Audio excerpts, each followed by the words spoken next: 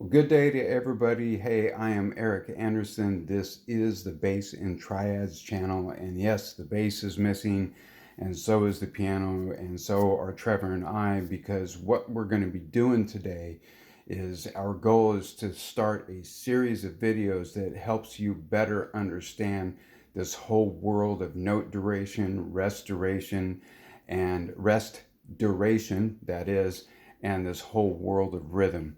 So, what I'm going to ask of you, and both Trevor and I are curious about this, is when it comes down to the world of music theory and specifically inside of that world, the part that we know as rhythm, what is it that baffles you or confuses you the most?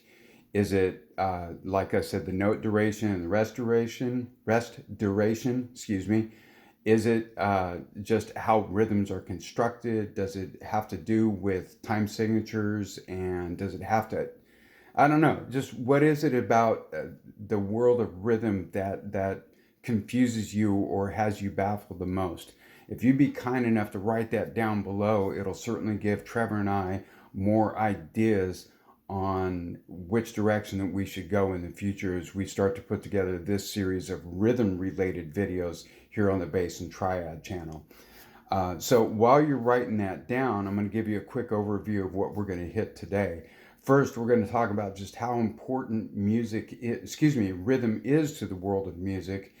Then we're going to give you a couple of real world examples that show you the idea or the concept upon which, from which all the rhythms are built. And then actually we're going to try to visualize all these notes and these different durations and just help you see the relationship a little bit more.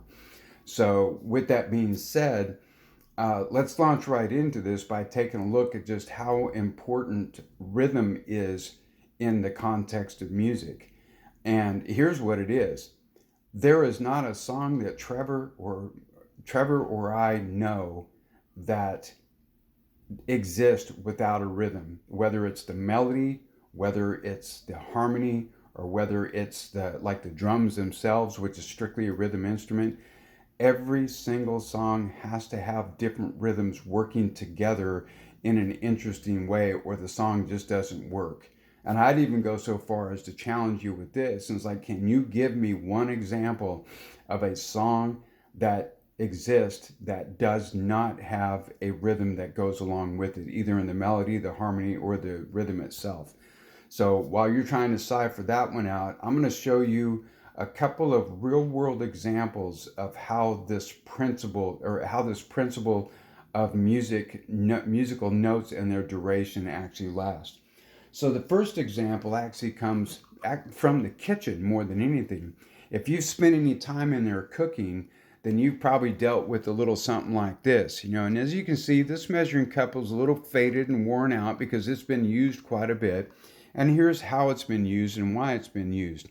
Recipes will call out that we might need a quarter cup of milk. So as you can see, there's your quarter cup line.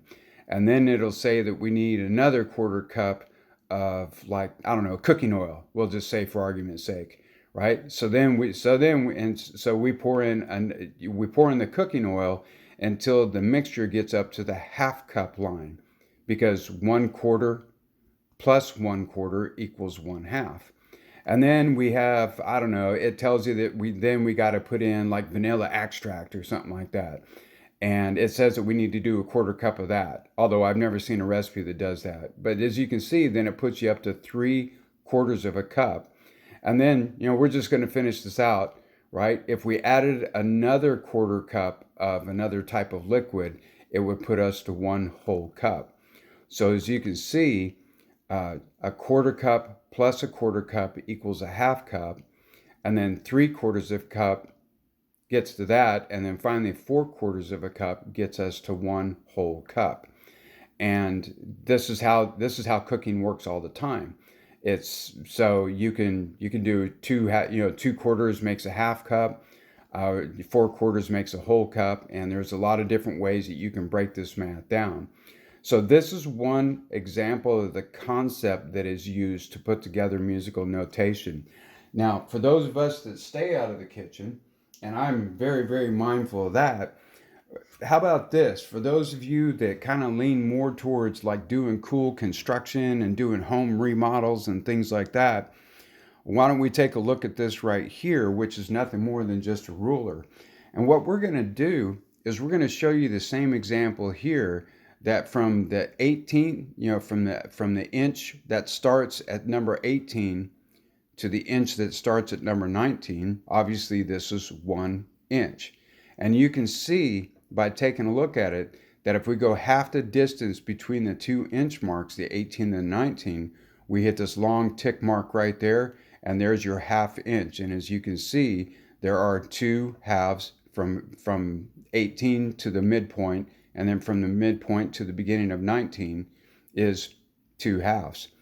And if you can see this fairly well here, you've got right there that 1/4 inch mark is a little bit longer, and you have 2/4 of an inch that go to a half to the midpoint, and then there's another 1/4 inch mark, and then finally the fourth one is right there on the 19 where it starts. So you have 4/4 of an inch in this inch here. And then if you get a little bit smaller, here's your quarter right here. You go to this one here, you can see that this is an 1/8 of an inch mark, and 2/8 of an inch make a quarter. Then you got 3/8, and then you have 4/8 of an inch, which makes 1/2 of an inch. And we keep following that all the way across to the 19. So we actually have 8/8 of an inch tick marks that show us how to divide the inch into 8 equal pieces.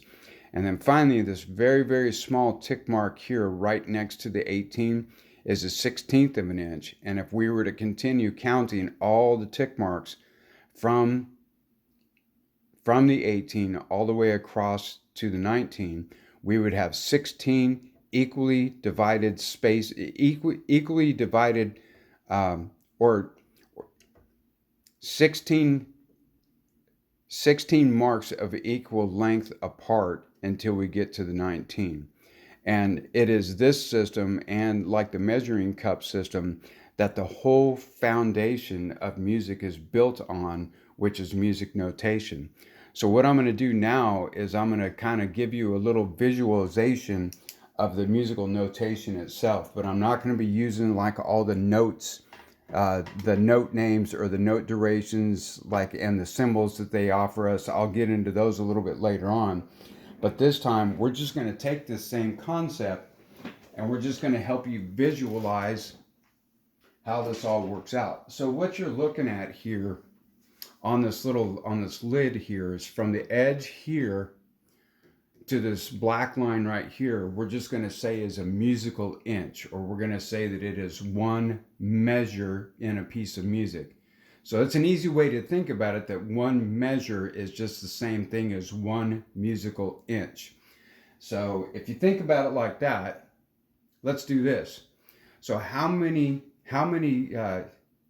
if you were to place a note that was sustained to the midpoint of the measure, what you would get is you would have what's called a half note. And as you can see, this little brown bar here, it goes to the midpoint between the beginning of the musical inch and the beginning of the next musical inch.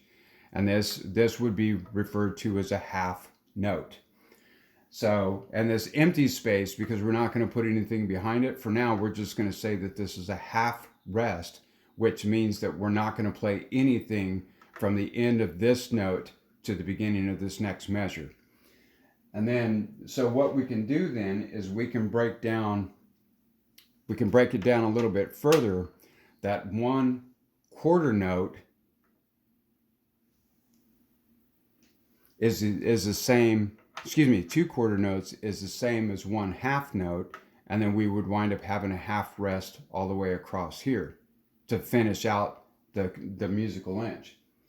And now then, if we wanted, we could go with 2 of these, which are going to represent the 1/8 notes, and we could go across here that here's 2/8 notes equals a quarter. So here's another 2/8 notes, if we were to fill them in, would also equal a quarter. And then if we stopped right here, you would still have the half rest that goes from the midpoint of the measure to the beginning of the next measure. And then finally, And we could keep going forever, but we're going to stop here like at the 16th note is as far as we're going to go today. But if you take a look at these two so-called 16th notes are the same as this 1/8 note here. So they take up the same duration that this one takes up.